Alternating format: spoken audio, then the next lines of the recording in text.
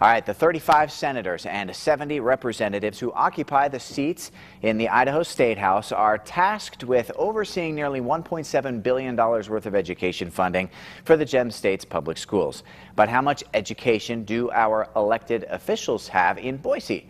In this KPVI News 6 investigative report, Logan McDougall takes a look at just how much time our lawmakers have spent expanding their own knowledge through school.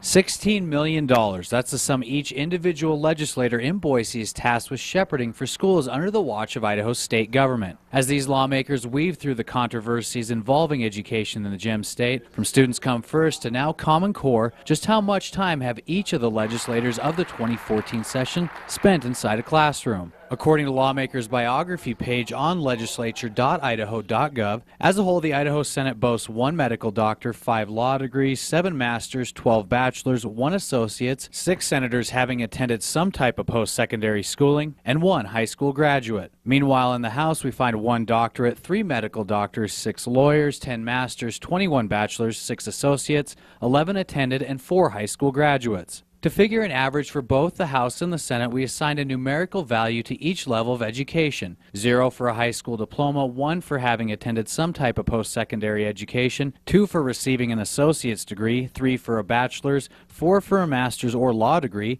and 5 for a medical or doctorate. Using that method for the Senate, we get an average of 2.9 or just less than a bachelor's degree. For the House, our average is 2.7. That's under a bachelor's degree. Delving a little deeper into the numbers, the Senate Education Committee averages over a bachelor's degree, and the House Education Committee is more than an associate's. As a total, the entire State House has an average education of below a bachelor's degree. According to figures from the U.S. Census Bureau, close to 25% of Idahoans aged 25 or older have a bachelor's degree.